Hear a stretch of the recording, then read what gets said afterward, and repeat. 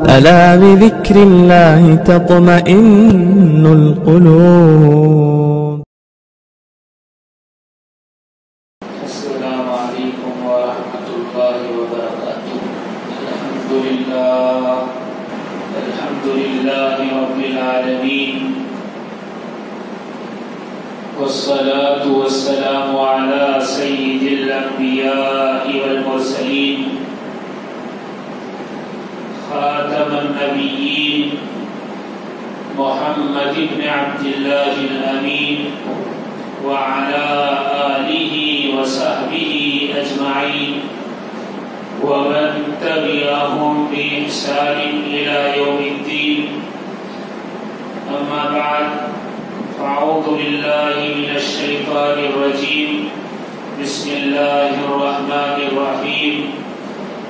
إن أول بيت وضع للناس للذي ببكة مباركا وهدى للعالمين فيه آيات بينات مقام إبراهيم ومن دخله كان آمنا ولله على الناس حج البيت من استطاع إليه سبيلا ومن كفر فإن الله غني عن العالمين. صدق الله العلی العظیم. بزرگان محترم اور عزیز طلبہ، روئے زمین پر سب سے پہلے جو گھر تعمیر کیا گیا وہ اللہ رب العزت کا گھر ہے، جسے ہم کعبۃ اللہ کہتے ہیں. زمین جب تک بنائی نہیں گئی تھی تو اس کرے پر صرف پانی تھا. پانی کے درمیان سے اللہ رب العزت نے ایک بلبلہ پیدا کیا، اور وہ بلبلہ جب پانی پر پھیلا تو ایک مٹی اور ایک تہ پانی کے اوپر جم گئی. یہ زمین یا یہ ٹکڑا یا یہ مٹی جو پھیل گئی تھی تھوڑی سی جگہ میں، یہ کعبۃ اللہ کی زمین تھی. اور پھر اللہ نے اسی زمین سے ساری روئے زمین کو بنایا، یعنی مزید زمین پھیلتی چلی گئی. اور پھر اس کے بعد اللہ کے حکم سے فرشتوں نے کعبۃ اللہ کی تعمیر کی. اور پھر حضرت آدم علیہ السلام جب دنیا میں تشریف لائے تو پہلی انسانی تعمیر حضرت آدم علیہ السلام نے کی. اور پھر حضرت ابراہیم علیہ السلام نے کی. اور حضرت ابراہیم علیہ السلام سے لے کر آج تک اور قیامت تک یہ تعمیر برقرار رہے گی، یعنی کعبے کی تعمیر ختم نہیں ہوگی. حضرت آدم سے حضرت ابراہیم کے درمیان تک کعبے کی تعمیر کے نام و نشانات مل گئے تھے، لیکن حضرت ابراہیم سے قیامت تک کعبہ اپنی پوری عظمت اور جلال کے ساتھ قائم رہے گا. تو اللہ رب العزت نے اس امت مسلمہ پر کعبۃ اللہ کا حق یہ قرار دیا کہ اس کا طواف کیا جائے، اس کا عمرہ کیا جائے، اور سال کے مخصوص دنوں میں جو صاحب استطاعت ہے ان پر فرض ہے کہ وہ اس کا حج کریں. حضرت ابراہیم علیہ السلام نے جب کعبۃ اللہ کی تعمیر کی اور تعمیر مکمل ہو گئی تو اللہ رب العزت نے ارشاد فرمایا کہ ابراہیم مانگو، کیا مانگتے ہو؟ تو حضرت ابراہیم نے بہت ساری دعائیں کی، اپنی اولاد کے لیے، ان کے ایمان کے لیے، ان کے کھانے پینے کے لیے، ان کے امن و امان کے لیے، ان کی آرائش اور زیبائش کے لیے بہت ساری دعائیں کی. آج ہم دیکھتے ہیں کہ وہ ساری دعائیں جو حضرت ابراہیم نے کی تھی آج وہ سب کی سب اللہ رب العزت نے پوری فرما دی، اور دنیا کی کوئی چیز ایسی نہیں جو مکہ المکرمہ میں دستیاب نہ ہو۔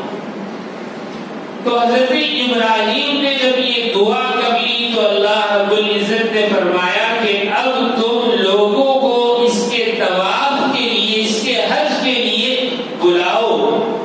حضرت ابراہیم علیہ السلام نے فرمایا کہ اے اللہ، میری معمولی سی آواز ہے، اگر میں لوگوں کو ندا دوں، آواز دوں، پکاروں تو لوگوں تک میری بات کیسے پہنچے گی؟ ان کے کانوں تک میری بات پہنچ نہیں سکتی، تو لوگ کیسے آپ کے گھر کی زیارت کے لیے، طواف کے لیے، حج کے لیے آئیں گے؟ تو اللہ رب العزت نے ارشاد فرمایا ابراہیم، پکارنا تمہارا کام ہے، ان تک آواز پہنچا دینا اور انہیں کعبے کی طرف متوجہ کرنا ہمارا کام ہے۔ تو حضرت ابراہیم علیہ السلام نے اللہ کی جانب سے اللہ کا پیغام لوگوں کو پہنچایا اور پکارا کہ اے لوگوں، اللہ کے گھر کی زیارت کے لیے، اس کے طواف کے لیے، اس کے حج کے لیے آؤ۔ تو اللہ رب العزت نے ہر روح تک وہ آواز پہنچائی، اور اس وقت جس روح نے لبیک کہہ دیا اور کہہ دیا کہ میں حاضر ہوں، تو اللہ رب العزت نے اس کے مقدر میں طواف، عمرہ یا حج مقدر فرما دیا۔ اب روئے زمین پر قیامت تک آنے والی تمام جانیں جو کعبۃ اللہ کی زیارت کرے یا اس کا حج کرے یا طواف کرے یا عمرہ کرے، وہ سب اس وقت انہوں نے پکارا تو اللہ رب العزت جب وہ اس دنیا میں آئے گا تو پھر اس اپنی زندگی میں وہ کعبۃ اللہ کی زیارت ضرور کرے گا۔ تو اللہ نے ہر روح تک وہ بات پہنچا دی۔ اب جو لوگ جاتے ہیں تو گویا یہ وہی لوگ ہیں جنہوں نے اس وقت اللہ کی جانب سے حضرت ابراہیم نے جو ندا لگائی تھی، جو آواز لگائی تھی، جو پکارا دیا تھا، اس پر لبیک کہا تھا، اور وہ خوش قسمت لوگ ہیں کہ ان کا نام کعبۃ اللہ کی زیارت کے لیے لکھا گیا اور وہ اپنی زندگی میں کعبۃ اللہ کی ضرور زیارت کریں گے۔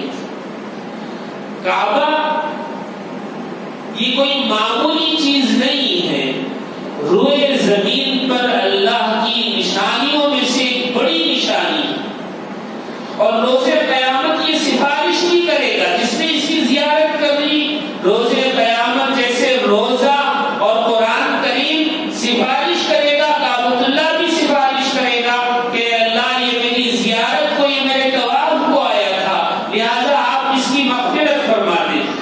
تو ہر مومن کا دل کعبۃ اللہ کی طرف کھنچتا ہے، اور اس کھنچنے میں جتنی خلوص نیت شامل ہوگی، جتنا اخلاص ہوگا، جتنی الہیت ہوگی، اللہ رب العزت اتنی جلدی اپنے گھر کی زیارت کا فیصلہ مقدر فرما دیتے ہیں۔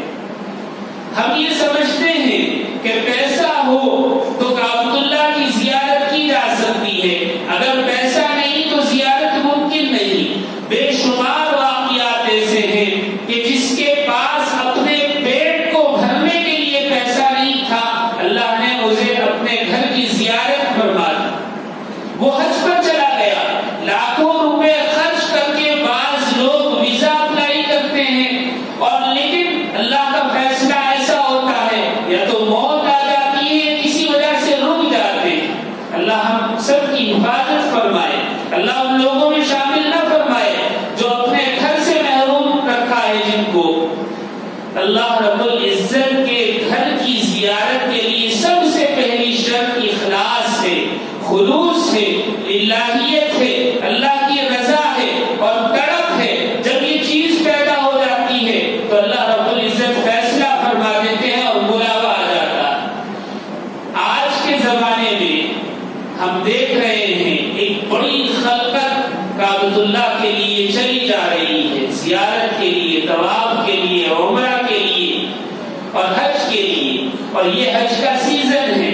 اب اس وقت حج کے ایام تو نہیں ہیں لیکن سفر کے ایام ہیں، اس وقت حجاج ساری دنیا سے مکہ المکرمہ اور مدینہ المنورہ کی جانب دوڑے چلے جا رہے ہیں. دعا فرمائے اللہ رب العزت ان لوگوں میں ہمارا نام بھی شامل فرمائے.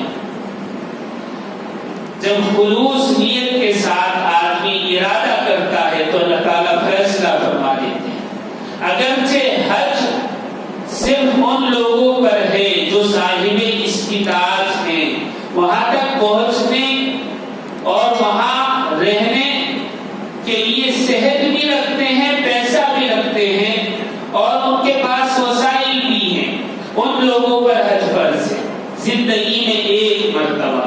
لیکن نبی کریم علیہ السلام نے پے در پہ حج کرنے کی ترغیب فرمائی. یہ صاحب استطاعت لوگوں کے لیے، خصوصاً جو مکہ المکرمہ کے اطراف میں لوگ رہتے ہیں، ان کے لیے یہ حدیث ہے.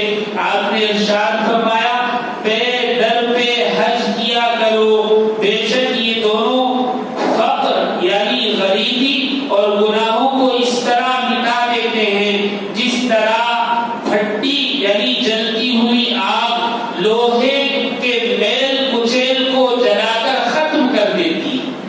اللہ ان خوش نصیبوں میں ہمارا بھی نام شامل فرما لے. سب سے پہلی شرط اخلاص ہونا چاہیے. بہت سارے واقعات ملتے ہیں. ایک واقعہ آتا ہے اب سے تقریباً 50 60 70 سال پہلے ممبئی سے شپ چلتی تھی حجاج کے لیے. ایک جہاز چلا کرتا تھا. اس زمانے میں ایروپلین کے سفر اتنے عام نہیں ہوئے تھے، پانی کا سفر کیا جاتا تھا. ایک دودھ بیچنے والے نے کچھ پیسے جمع کیے اور چاہا کہ میں بھی اس جہاز پر سوار ہو جاؤں جو حجاج کو لے کر جدہ جانے والا. کچھ پیسے جمع کر کے وہ دودھ والا جب اس جہاز تک پہنچا تو پتا چلا کہ اتنے معمولی سے پیسوں میں حج نہیں کیا جا سکتا، سفر نہیں ہو سکتا. تو اس نے سوچا کہ میں اور کچھ کام کر لوں، تو کلی کا کام کرنے لگا. کچھ پیسے اور جوڑ لیے. لیکن جب جہاز چلنے کا وقت آیا تو پتا چلا کہ اتنے پیسے ہیں ہی نہیں کہ شپ کا مالک اس کو بٹھا کر سفر پورا کروا سکے. اس نے کہا کہ ہم تمہیں لے کر نہیں جا سکتے. لنگر کھول دیے گئے. پانی کا جہاز سمندر میں آگے بڑھنے لگا. یہ کنارے پر کھڑا ہو کر دیکھ رہا تھا بڑی حسرت اور یاس کے ساتھ. اور پھر جب اس سے برداشت نہیں ہوا تو اس نے اللہ سے دعا کی کہ اے اللہ، میں نے تو اپنی پوری کوشش کی کہ میں تیرے گھر کی زیارت کروں، اس کے لیے جو کچھ چاہا کمایا، لیکن یہ اتنا معمولی سا تھا کہ میں سفر کے اخراجات بھی برداشت نہیں کر سکتا تھا.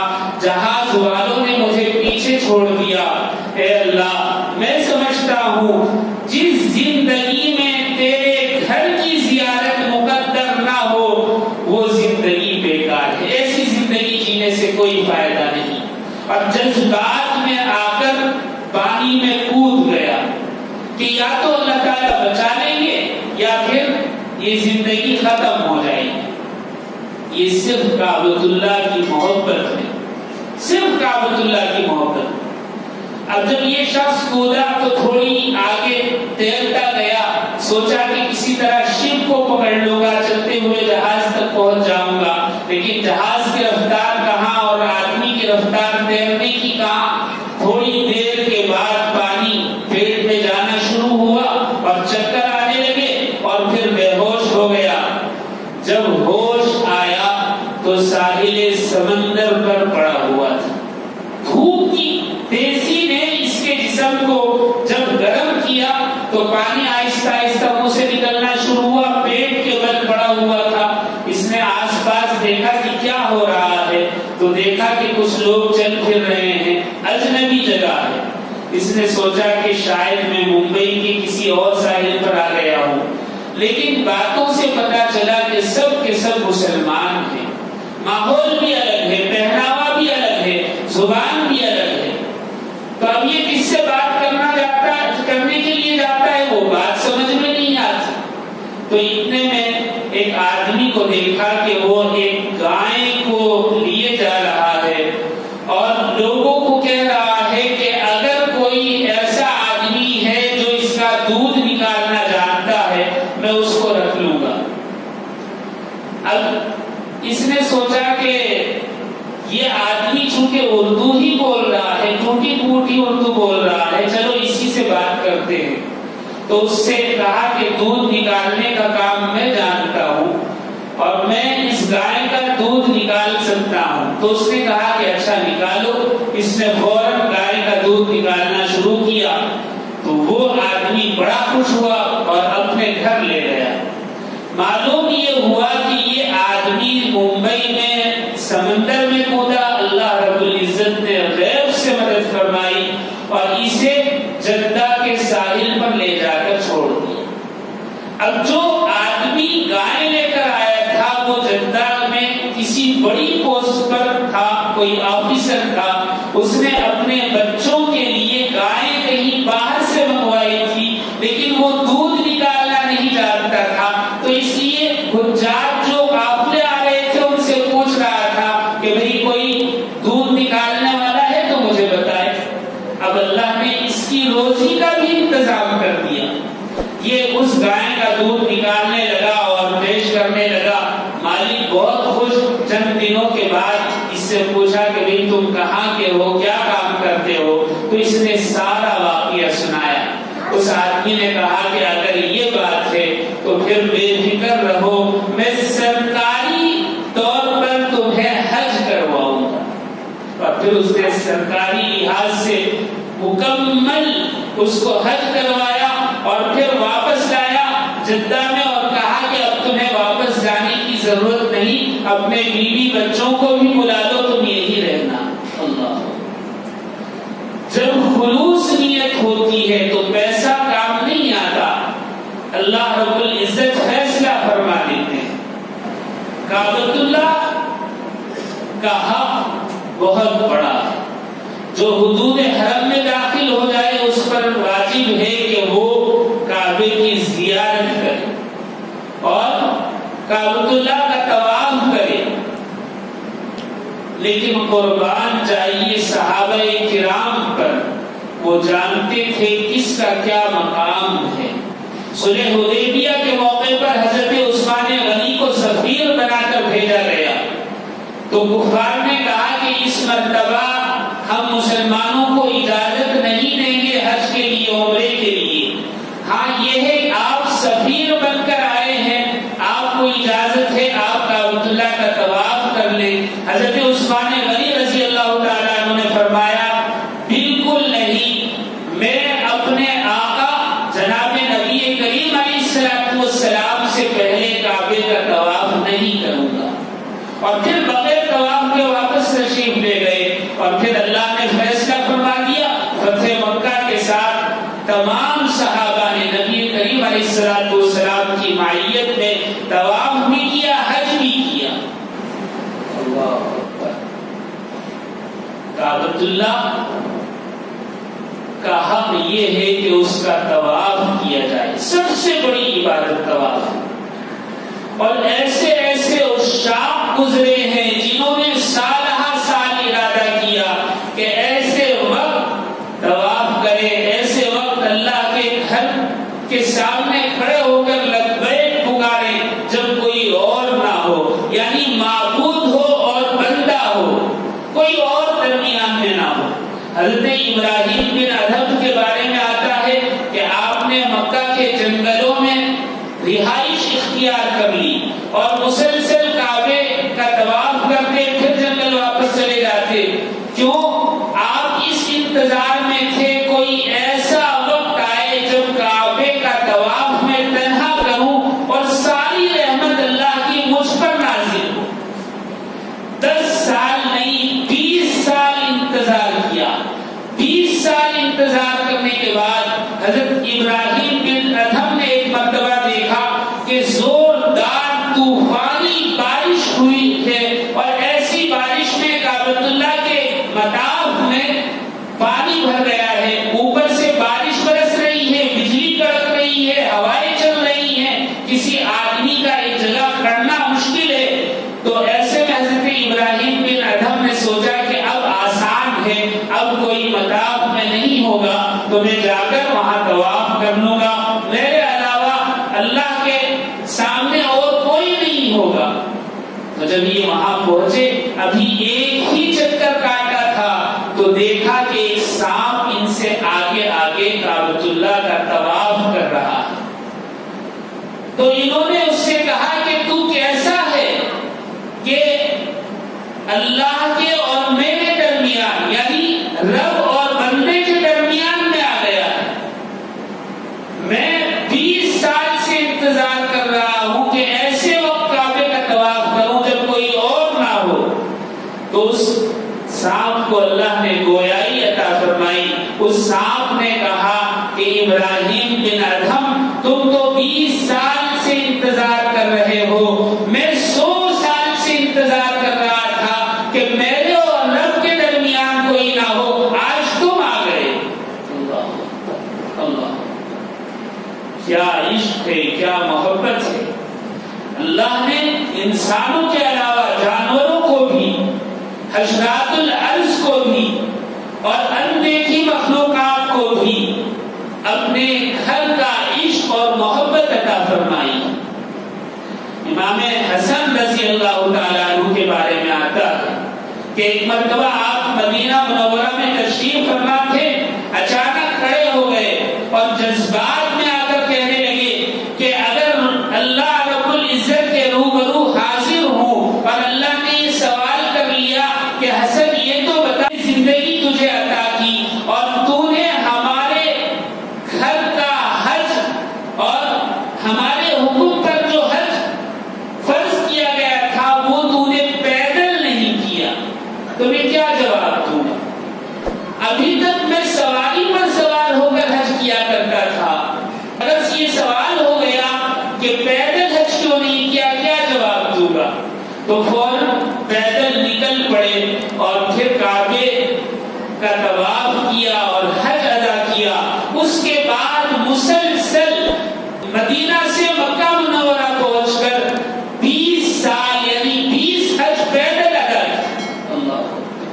حالانکہ نبی کریم علیہ السلام کی حدیث موجود ہے، جو آدمی حج کے لیے چلے اور اس کی سواری جس رفتار سے چلے اس کی رفتار پر اللہ تعالیٰ اجر و ثواب عطا فرماتے ہیں۔ اللہ، یہ حدیث موجود ہے۔ اور آج کے زمانے میں اللہ نے ہم لوگوں کے لیے بہت آسان فرما دیا، وقت کی بچت بھی ہے۔ اس زمانے میں سب سے تیز رفتار اونٹ چلا کرتے تھے اور صحرا سے باہر سخت زمین پر گھوڑے چلا کرتے تھے، پھر بعد میں گاڑیاں آ گئی، بسیں آ گئی، لیکن آج کے زمانے میں سب سے تیز رفتار جس پر انسان آسانی سے سوار ہو کر چلتا ہے، 1000 کلومیٹر 1 گھنٹے میں، 1200 کلومیٹر 1 گھنٹے میں، وہ پلین ہے۔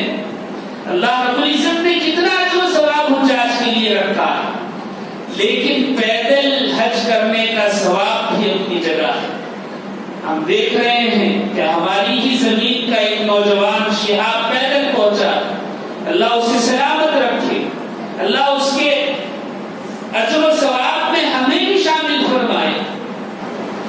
ایک روایت میں حضرت مالک بن دینار کے بارے میں آتا ہے کہ انہوں نے 2.5 سال سفر کیا اور ہر 2 قدم رکھنے کے بعد 2 رکعت نفل نماز ادا کی، اور اس طرح پیدل سفر کر کے کعبۃ اللہ پہنچے، مکہ المکرمہ پہنچے، کعبے کا طواف کیا، حج ادا کیا۔ حج کے بعد اللہ کے آگے یعنی کعبۃ اللہ کے سامنے اللہ کے حضور ہاتھ اٹھا کر دعا کی کہ اے اللہ، دنیا اپنے قدموں سے چل کر آتی ہے، میں اپنی پلکوں سے چل کر آیا ہوں، اے اللہ میرا حج قبول فرما۔ اللہ اللہ اللہ۔ حضرت مالک بن دینار کے بارے میں آتا ہے کہ گرمی کا زمانہ تھا، سخت گرمی کے موسم میں دیکھا کہ ایک آدمی ہے جس کے پاؤں نہیں ہیں، صرف اوپر کا دھڑ ہے، ہاتھ ہے، اور وہ گھسٹ گھسٹ کر سفر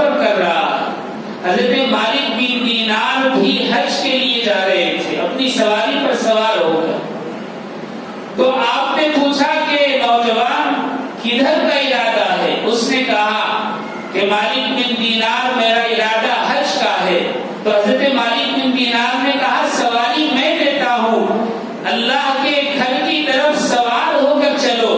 تو اس نے کہا تمہیں شرم نہیں آتی، تمہیں یہ آفر کرتے ہوئے شرم نہیں آتی؟ ایک آدمی جو مجرم ہو اس کو زیب نہیں دیتا کہ وہ سواری پر سوار ہو کر معافی کے لیے حاضر ہو اللہ کے دربار۔ اللہ کیا محبت تھی، اپنے گناہوں پر کیا نظر تھی، کیا ندامت تھی۔ حضرت مالک بن دینار کہتے ہیں کہ وہ سواری پر سوار نہیں ہوا، ہم اسے چھوڑ کر آگے بڑھ گئے، یہاں تک کہ حج کے موسم میں ہم نے حج کیا۔ جب حج سے فارغ ہوئے آخری دن جمرات پر جہاں شیطان کو ککڑیاں ماری جاتی ہیں، میں نے ایک بھیڑ دیکھی تو میں نے پوچھا کہ بھائی معاملہ کیا ہے؟ تو کسی نے کہا کہ ایک نوجوان ہے جو اللہ سے بڑی پیار و محبت سے دعا مانگ رہا ہے۔ میں نے کہا کہ لوگوں ہٹو، میں بھی اس آدمی کو دیکھنا چاہتا ہوں۔ تو میں آگے بڑھا تو دیکھا کہ وہی بن پاؤں کا، بن پیروں کا، صرف اوپر کے دھڑ والا نوجوان ہے، اور اس نے اللہ سے بڑی پیار و محبت سے باتیں کر رہا ہے، اور پھر وہ کہہ رہا ہے اے اللہ مجھے پاؤں نہیں تھے، میں نے تیرے گھر کا حج کیا اور تیرے حکم پر تمام ارکان ادا کیے۔ اے اللہ میرے جسم پر جو یہ ایک چادر ہے احرام کی، اس کے علاوہ میرے پاس کوئی چیز نہیں۔ آج ساری دنیا، سارے حجاج تیرے آگے قربانی پیش کر رہے ہیں، اور میری جان کے علاوہ کوئی چیز نہیں جو میں تیرے سامنے قربان کر سکوں۔ اے اللہ میں اپنے آپ کو قربانی کے لیے پیش کرتا ہوں۔ پھر اس نے کلمہ پڑھا اور سیدھا لیٹا، تڑپ تڑپ کر اس کی جان پرواز کر گئی۔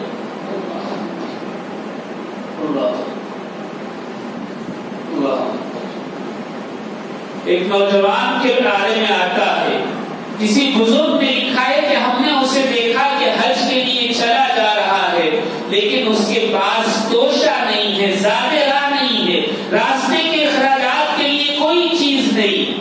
ہم نے اس سے کہا کہ کمال کی بات ہے، حج کے لیے جا رہے ہو اور تمہارے پاس کوئی سامان نہیں ہے۔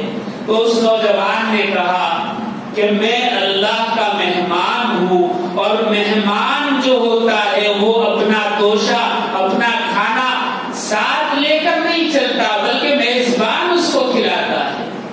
اللہ اکبر، کیا توکل تھا، کیا اللہ پر اعتماد تھا۔ پھر ان بزرگ نے کہا کہ ہم نے اسے دیکھا کہ وہ تلبیہ بھی نہیں پڑھتا، یعنی لبیک اللہم لبیک بھی نہیں پڑھتا۔ ہم نے اس سے کہا کہ تو تلبیہ کیوں نہیں پڑھتا؟ تو اس نے کہا مجھے ڈر ہے کہ میں نے لبیک کہا تو جواب آ جائے کہ تیری حاضری قبول نہیں، اس ڈر سے تلبیہ نہیں پڑھتا۔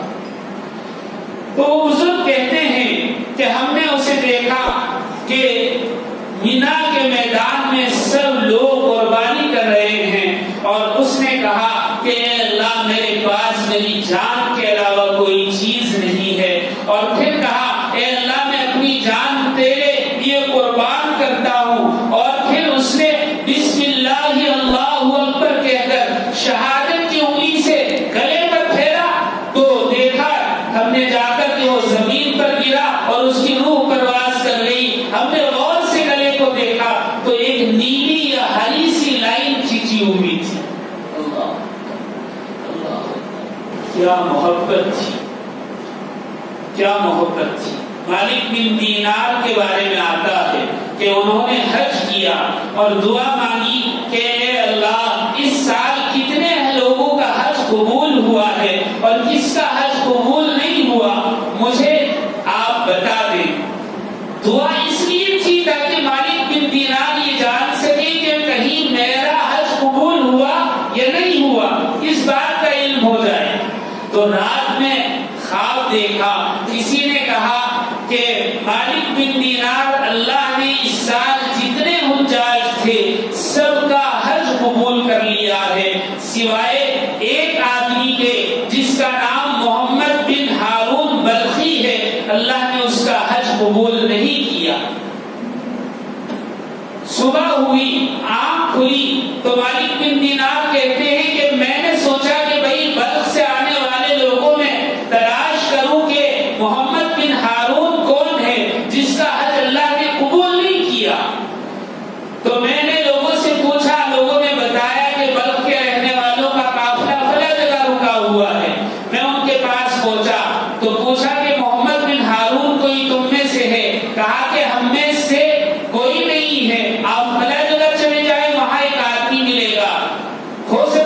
کو ہو. تو وہاں پہنچے تو دیکھا کہ ایک آدمی عبادت میں مشغول ہے.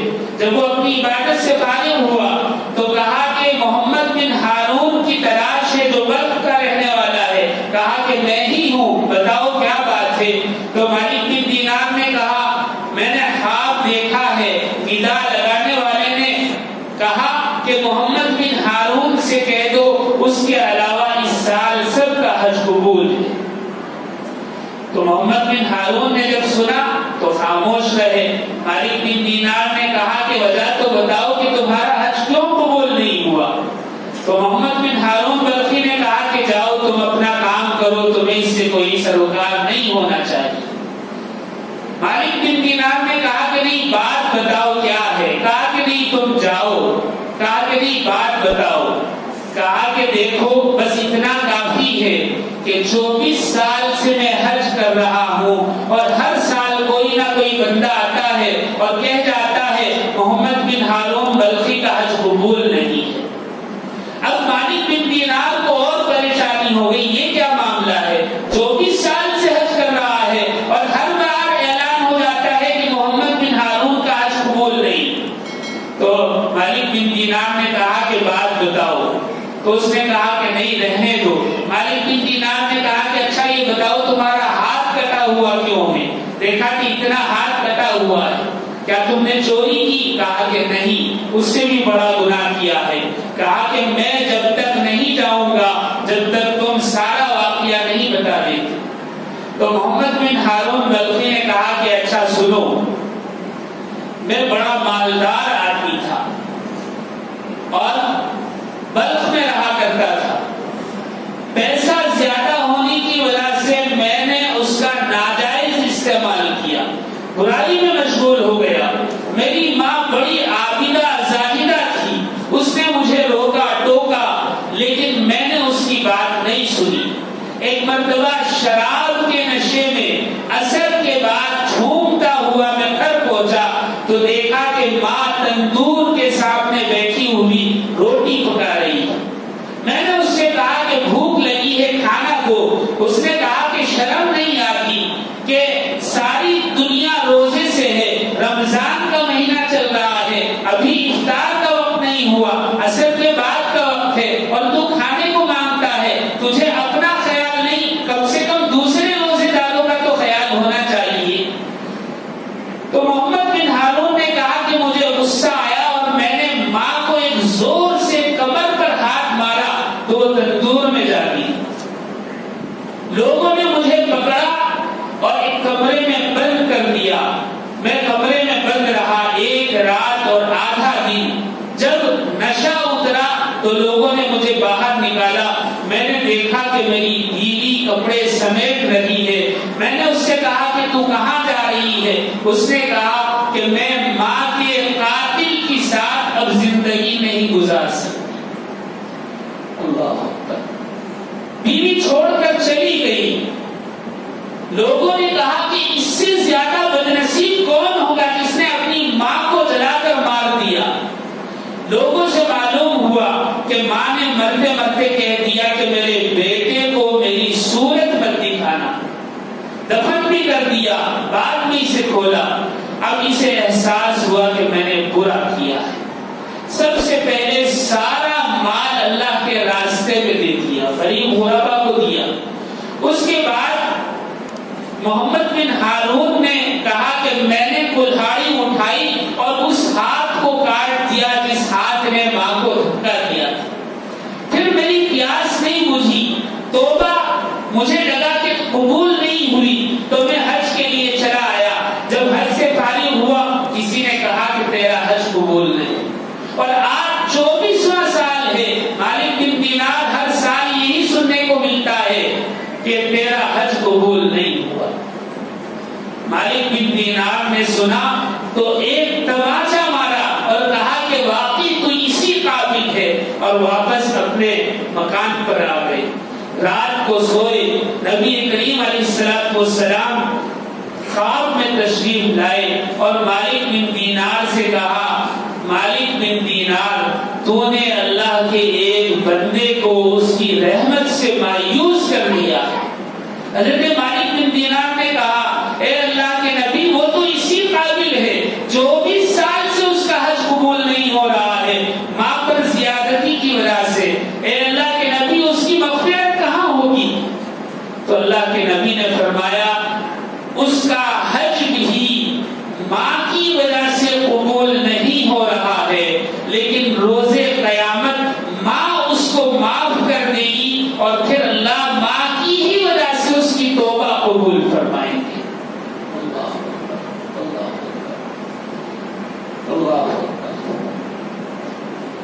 معلوم یہ ہوا حج جیسی عبادت بھی اگر کسی کا حق مارا جائے، کسی پر ظلم کیا جائے تو اللہ رب العزت قبول نہیں فرماتا۔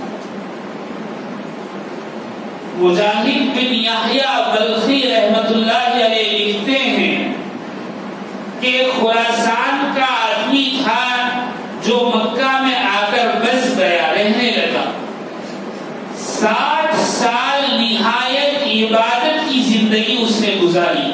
ہر آدمی گواہی دیتا تھا کہ یہ آدمی جنتی ہے، اتنا نیک ہے، اتنا عابد ہے، اور اس نے 60 سال میں ایک سال بھی ایسا نہیں گزارا جس سال حج نہ کیا۔ ایک آدمی نے جو اس کا دوست ہی تھا 10,000 دینار اس کے پاس امانت رکھوائے اور سفر میں چلا گیا۔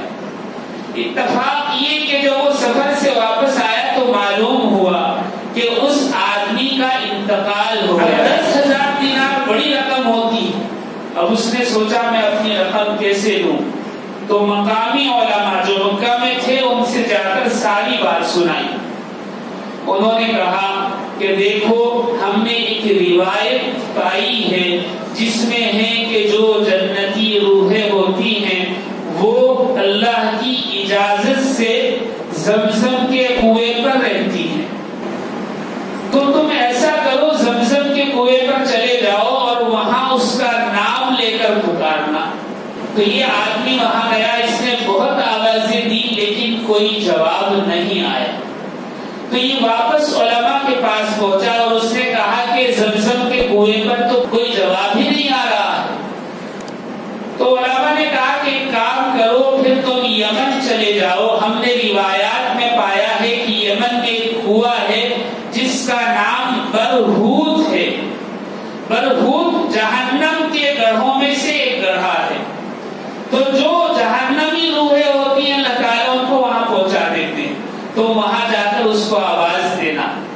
تو یہ شخص یمن گیا اور یمن برہوت کنویں پر پہنچ کر اس نے آواز لگائی، تو ایک جواب آیا۔ تو اس نے پوچھا کون؟ کہا کہ ایک میں ظالم آدمی ہوں جسے اللہ نے جہنم میں ڈال دیا ہے۔ کہا کہ مجھے تو ایک بلخ کا آدمی تھا جو مکہ میں رہتا تھا، اسلام کا بڑا عابد و زاہد تھا، اس کی تلاش ہے۔ 2-3 جوابات کے بعد اس کو آواز سنائی دی اسی بلخی انسان کی جو بڑا عابد تھا۔ اس نے کہا کہ بھئی میں نے تمہارے پاس 10,000 دینار رکھوائے تھے، وہ کہاں ہیں؟ تو اس نے کہا کہ میرے مکان میں فلاں کونے میں دفن ہے، وہ نکال لو۔ تو اس نے پوچھا کہ اچھا یہ بتاؤ تم نے 60 حج کیے اور اتنی عبادت کی تو بھلا تمہیں جہنم میں اللہ نے کیوں ڈال دیا؟ تو اس نے کہا کہ بات دراصل یہ ہے میں نے اپنی بہن کا حق مارا تھا تو اللہ نے ساری عبادتوں کو ایک طرف کر دیا اور مجھے جہنم میں ڈال دیا، اگر تم میرا کچھ بچاؤ کر سکتے ہو تو کرو۔ تو یہ شخص واپس مکہ آیا اور اس کی بہن کو تلاش کیا اور کہا کہ تیرے بھائی کا تجھ پر کیا حق تھا؟ اس نے بتایا اتنے پیسے تھے، تو جو اس نے امانت رکھوائی تھی 10,000 دینار وہ نکال کر اس میں سے اس نے اس کی بہن کو دیا۔ تو خواب میں دیکھا وہ شکرانے کے طور پر کہہ رہا ہے کہ تو نے مجھے جہنم سے نکال کر جنت میں داخل کروا دیا۔ پھر یہ شخص ایک مرتبہ زمزم کے کنویں پر آیا تو زمزم پیتے ہوئے اچانک آواز آئی کہ تجھ پر سلامتی ہو، تو نے بڑا مجھ پر رحم کیا۔ آج ہمیں احساس نہیں ہے کہ کسی کا حق مار کر بھی عبادت معلق کر دی جاتی، حج بڑی پاکیزہ عبادت ہے اور بڑی محنت ہوتی ہے، پیسہ بھی خرچ ہوتا ہے، وقت بھی خرچ ہوتا ہے، جسمانی محنت بھی ہوتی ہے، آدمی بے گھر ہو جاتا ہے، گھر سے باہر رہتا ہے اور سفر کی صعوبتیں برداشت کرتا ہے، لیکن یہ سب کرنے کے باوجود اگر کسی کا حق مالا اور عبادت قبول نہیں ہوئی، حج قبول نہیں ہوا، کیا فائدہ؟ اس لیے حجاج کو چاہیے کہ وہ سب کا حق ادا کر کے جائے۔ ہم نے اپنے بچپن میں دیکھا کہ اگر کسی کے 10 روپے بھی ہیں، 5 روپے بھی ہیں، تو وہ پہلے جا کر اس کے ادا کرتا اور کہتا بھائی میں نے حج کا ارادہ کیا ہے، یہ آپ کا قرض تھا، آپ لے لیں۔ آج بھی اس کا اہتمام ہونا چاہیے۔ آج کے زمانے میں ہمیں دوسرے کا احساس نہیں ہے کہ معاملہ کیا ہے۔ میں نے فیس بک پر ایک پوسٹ دیکھی، ایک 3 یا 4 سال کا بچہ ایک بینر لے کر کھڑا ہوا ہے جس پر عربی میں لکھا ہوا ہے کہ اس سال میرے والد حج کے لیے جانے والے تھے لیکن وہ شہید ہو کر رب کے حضور پہنچ گئے۔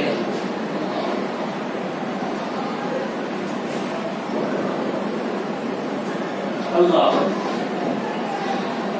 دوسری اہم چیز، وہاں فیصلہ فوراً ہوتا، ایسا نہیں کہ ہم نے کوئی برائی کر لی تو ایسا اللہ تعالیٰ چھوٹ دے دیں گے، نہیں، جیسے عبادت کا اجر فوراً ملتا ہے، دعا فوراً قبول ہوتی ہے، اس طرح اگر کوئی گناہ بھی سرزد ہو جائے، کوئی گستاخی ہو جائے تو اس پر فیصلہ فوراً ہوتا ہے۔ مدینہ منورہ میں ایک ہوٹل کے ایک ہی کمرے میں 2 عورتیں رہ رہی تھی، ان میں سے ایک عورت نے کسی کا ہاتھ چرا لیا۔ اس عورت کو شک ہو گیا کہ اس عورت نے چرایا ہے، اس نے کہا کہ تو نے میرا ہاتھ چرایا ہے، سونے کا ہاتھ قیمتی تھا، اس نے کہا کہ نہیں میں نے نہیں چرایا، کہا کہ اچھا روزے پر حاضر ہو کر قسم کھا لو تو میں یقین کر لوں گی۔ اس نے روزے پر حاضر ہو کر قسم کھا لی، جب قسم کھائی تو اس عورت کو یقین آ گیا، یہ عورت واپس آ گئی۔ مدینہ میں رہنے والی عورتوں میں سے کسی کو معلوم ہوا، اس نے کہا کہ ایسا ہے اگر قسم ہی کھانی تھی تو حضرت عمر فاروق کے روزے پر حاضر ہو کر قسم کھائی۔ تو اس نے کہا کہ بھائی مجھے تھوڑا سا ڈاؤٹ ہے، آپ حضرت عمر کے روزے پر حاضر ہو کر قسم کھا لیں کہ میں نے نہیں چرایا۔ اس عورت نے کہا کہ جب نبی کے روزے پر قسم کھا سکتی ہوں تو حضرت عمر کے روزے پر کیا حرج ہے؟ تو یہ پہنچی اور اس نے اس عورت سے کہا اللہ کو حاضر ناظر جان کر رسول اللہ صلی اللہ علیہ وسلم بھی سامنے موجود ہیں، میں قسم کھاتی ہوں میں نے تیرا ہاتھ نہیں چرایا۔ تو حضرت عمر فاروق کی جالیوں میں سے ایک روشنی آئی جو اس عورت کے سینے پر لگی اور وہ فوراً گری اور روح پرواز کر گئی۔ فیصلہ فوراً ہوا۔ لوگوں نے کہا کہ بھئی معاملہ کیا ہے؟ اللہ کے نبی کے آگے سامنے جا کر قسم کھائی، کوئی معاملہ پیش نہیں آیا، حضرت عمر کے سامنے قسم کھائی۔ تو علماء نے کہا نبی رحمت للعالمین ہیں اور عمر جلالی ہیں، اللہ نے فوراً فیصلہ فرما دیا۔ تو تلاشی لی گئی، پولیس نے تلاشی لی تو اسی عورت جو مری تھی جس نے قسم کھائی تھی اسی کے سامان سے وہ ہار نکلا۔ اس عورت نے کہا مجھے اس ہار کی ضرورت نہیں جو اللہ کے غضب کو نازل کرنے والا ہو۔ تو وہاں کا حق یہ ہے کہ کسی کو ذرہ برابر بھی تکلیف نہیں پہنچنی چاہیے، ذرہ برابر بھی۔ بعض لوگ حجر اسود کے بوسے کے لیے مار دھاڑ کرتے ہیں، دوسرے کو دھکا دیتے ہیں، گوہنیاں مارتے ہیں، گھسیٹتے ہیں، یہ جائز نہیں ہے، نبی نے استلام بتا دیا۔ اور اسی طریقے سے یہ بھی ہے کہ جو لوگ جا رہے ہیں وہ جانے والوں کا حق ادا کریں، مطلب یہ کہ ان کے جانے میں تعاون کریں۔ تعاون سے مراد رکاوٹ نہ بنے، یہ نہ کہیں آپ جا رہے ہیں تو فلاں چیز لے کر جائے، جانے والا پہلے ہی ٹینشن میں آ جاتا ہے میرے پاس اتنے پیسے ہیں اس کے لیے فلاں چیز لاؤں گا تو کیا بچے گا، خرچ کیسے پورا ہوگا؟ ہاں فرمائش کر سکتے ہیں، گھر والے فرمائش کر سکتے ہیں لیکن جائز حد تک، ایسا نہیں کہ اسے مشکل میں ڈال دیں، مشکل میں ڈالنے کے لیے نہیں، خریداری کریں نبی کریم صلی اللہ علیہ وسلم نے بھی فرمایا کہ خریداری کریں تاکہ مقامی لوگوں کو فائدہ ہو، یعنی مکہ اور مدینہ کے لوگوں کو، لیکن اس کا مطلب یہ نہیں کہ صرف خریداری کے لیے جائیں، مقصد فوت ہو جائے۔ اور جانے والے لوگوں کو جو لوگ رخصت کر رہے ہیں وہ بجائے سامان کے دعا کی درخواست کریں۔ دعا کی درخواست تو کی جاتی ہے لیکن دنیاوی ضرورت کے لیے کی جاتی ہے۔ ایک صاحب نے حج کیا اور کہا کہ اللہ سے دعا مانگی کہ اے اللہ مجھے ایک ایروپلین دلا دے، ایروپلین دلا دے۔ اللہ سے مانگ سکتے ہیں لیکن ایسی دعا نہیں، یہ دعا کریں اللہ میری ضرورت پوری کر دے، میرا کاروبار چلا دے، یہ دعا ٹھیک ہے، لیکن ڈائریکٹ ایسی چیزیں یہ سب اللہ کے نزدیک معمولی ہیں۔ تو ایک آدمی نے دعا کی اے اللہ مجھے ایک ایروپلین دلا دے۔ برابر میں اس کا ایک دوست تھا جو اس کے ساتھ حج پر گیا تھا، تو اس دعا مانگنے والے نے کوہنی ماری اور کہا کہ آمین بولو، تو اس نے کہا کہ نہیں، تو پھر کوہنی ماری کہ آمین بولو، تو اس نے کہا کہ آمین کہوں گا لیکن پہلے وعدہ کر کہ 2 بزنس کلاس سیٹیں مجھے دے گا۔ تو اس طرح کی دعائیں، اس طرح کا مقصد لے کر نہیں جانا چاہیے، اور اس طرح کی دعاؤں کی درخواست بھی نہیں کرنی چاہیے۔ دعا کی درخواست یہ کریں کہ اللہ تعالیٰ ہمارے کام پورے فرما دے اور اللہ ہمیں بھی اپنے گھر کی زیارت نصیب فرمائے تاکہ ہم بھی جا کر دعا کر سکیں دوسروں کے لیے، اپنے لیے۔ دوسری جو اہم چیز ہے وہ یہ کہ حجاج کرام کو رخصت کرنے کے بعد بار بار فون نہیں کرنا چاہیے۔ ان کی روٹین جو ہوتی ہے اس میں حرج ہوتا ہے، پریشانی ہوتی ہے، بعض لوگوں کے پاس کال کے لیے پیسے نہیں ہوتی اتنے، یا نیٹ ورکنگ صحیح نہیں ہوتی، یا سم صحیح نہیں ملتا، تو اس لیے بار بار پریشان نہ کریں۔ وہ بعض مرتبہ ایسا ہوتا ہے طواف کرتے ہوئے ہوتے ہیں، بعض مرتبہ آرام کرتے ہوئے ہوتے ہیں، پھر پریشان ہو جاتے ہیں، وہ خود جواب دے دیں، خود فون کر لیں بہتر۔ اور تیسری جو چیز ہے وہ یہ کہ بے جا فرمائش نہ کریں۔ ہاں کچھ لا رہے ہیں الحمدللہ، لیکن آنے کے بعد ان سے دعا کی درخواست کریں۔ علماء کہتے ہیں حاجی جب باہر نکلے یعنی اپنے شہر میں داخل ہو تو پھر اس کے گھر پہنچنے سے پہلے اس سے دعا کروا لو تاکہ اس کے گھر پہنچ کر اس کو زحمت میں مبتلا نہ کرو۔ ایک روایت میں آتا ہے 40 دن تک دعا قبول ہوتی ہے، بہرحال بعد میں بھی کروا سکتے ہیں۔ یہ چند باتیں ہیں جو آپ کے سامنے عرض کرنی تھی۔ نبی کریم علیہ السلام کی ایک حدیث ہے، حضرت عقبہ بن عامر رضی اللہ تعالیٰ عنہ فرماتے ہیں رسول اللہ صلی اللہ علیہ وسلم نے ارشاد فرمایا جس نے نیکی کی طرف رہنمائی کی گویا اس کے لیے اللہ رب العزت اتنا ہی ثواب عطا فرمائیں گے جتنا نیکی کرنے والے کو۔ یعنی حج کرنے والا حج کے لیے جا رہا ہے، بجائے اس کے کہ ہم اس سے فرمائش کریں، اسے پریشان کریں، اگر اس کا تعاون کر دیں، اس کے لیے آسانی پیدا کر دیں، اس کی مدد کر دیں، ایئرپورٹ چھوڑ دیں یا کوئی اور کام، تو گویا اللہ رب العزت جانے والے کو جتنا ثواب عطا فرمائیں گے مدد کرنے والے کو بھی اتنا ہی ثواب عطا فرمائیں گے۔ دعا فرمائیں اللہ رب العزت ان سال جانے والے تمام حجاج کے حج کو قبول فرمائے اور ہمیں ان کا حق ادا کرنے کی توفیق عطا فرمائے اور ہمیں بھی آئندہ اپنے گھر کی زیارت نصیب فرمائے۔ وآخر دعوانا الحمدللہ رب العالمین۔ کعبے پہ پڑی جب پہلی نظر کیا چیز ہے دنیا بھول گیا، کیا چیز ہے دنیا بھول گیا۔